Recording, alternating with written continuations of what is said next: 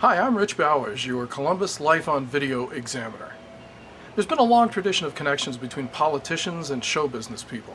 There's Sonny Bono, Fred Grandy, that guy from Love Boat, Fred Thompson, who moved from acting to politics and then back again, and of course Ronald Reagan, who famously leveraged his show business career into the presidency. One little remembered incident happened in the mid-'80s when Clint Eastwood was elected mayor of Carmel, California. Well, we may be seeing something similar but very unique here in Bexley, a suburb of Columbus. We may be seeing a political career and a movie career develop at the same time.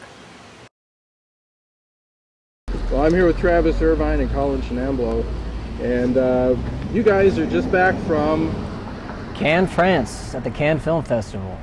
And you were at the Cannes Film Festival because? We were at the Cannes Film Festival because our short film, American Mayor, documentary that we made about me running for mayor of Bexley here 3 years ago, was in a program. It wasn't in the festival, it was in a program called the Short Film Corner, which has 1,700 short films from all over the world. And they bring them all there, and they bring all the filmmakers there, if the filmmakers can afford it. And it was very good. As far as I know, we were the only movie out of the 1,700 movies that had the word American in the title. So we had a screening that went really well. We met a lot of great people, a lot of great filmmakers, and it was a very good experience, very good. And just talk briefly about 2007. What came first? That you wanted to do a documentary or that you wanted to run for mayor? Well, the first thing came when we were trying to make a movie in the Bahamas, actually. And people liked the idea, but then they hated the script. So I moved back home kind of defeated, and I saw that Mayor Madison, David Madison, who's mayor of Bexley for 32 years, he wasn't running. And already 2 people had popped up to run for mayor. And for me, it seemed like a good opportunity. I have a lot of neighbors who were very upset with City Hall over some development that they were doing. They were rezoning the city on behalf of Capital University. And so I figured, okay, maybe this is my chance to kind of voice their concerns and run for mayor. And then I came to these guys, it's like, well, you know, we're being filmmakers. I think it'd be silly for us not to make a movie about it. And you know, the whole point would be to kind of open up the process. It would be like a how-to film. So it was really politics first, then the filmmaking. Yeah, and it always is. And I feel like that's going to be a challenge this year with the whole Congress thing, campaign, trying to make a documentary about that. I feel a lot of people will come out and say, "Oh, he's just doing it for the documentary," and it's impossible. You have to be genuinely concerned in some way to even begin this process.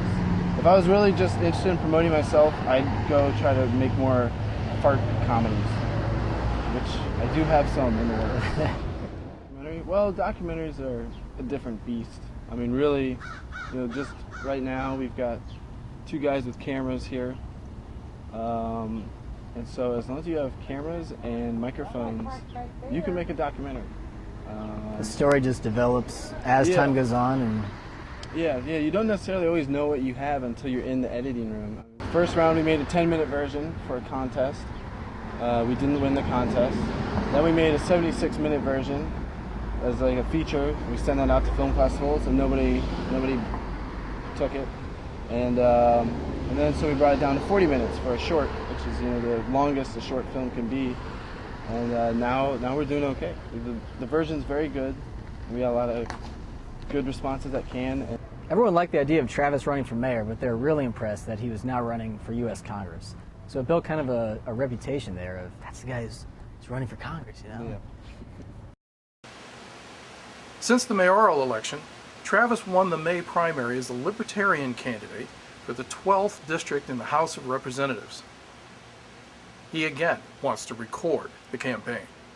You know, half the time we were pitching the movie, the documentary, about running for Congress, but then the majority of time was spent telling them about my campaign, like the political party I'm with, the Libertarian Party, and what they stand for, and what young people are looking for in this country, and how everyone's kind of let down from 2008 when we were promised hope and change, and it seems like we get that every 2 to 4 years, and then it's just More the same.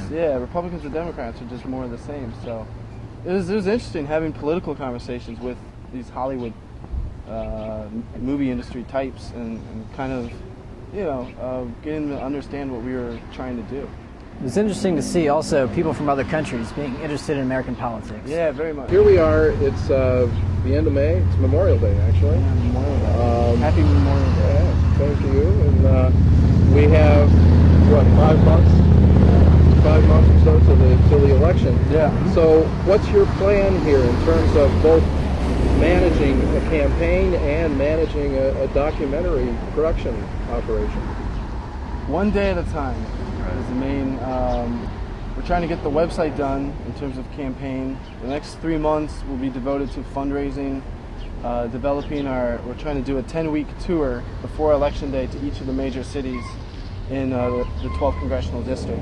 So this is going to be like a grassroots, very grassroots, just go to a town, flyer it, hold a town hall, hold a comedy show, hold a screening of American Mayor, and just try to get out the message. But the next 3 months, June, July, August, is really going to be fundraising for that effort, and then as well looking for the funding for the documentary. Do you still have this how-to idea? Oh yeah, that always plays a role. I think what happens though is the story ends up taking over. I know with American Mayor, we can only do it how-to so much. After a while, it's more just the story took over, where very quickly I realized, okay, I've got to cut my hair, I've got to learn what I'm talking about. So you kind of have this character arc instead of the how-to, but as I go, it shows you how to do it.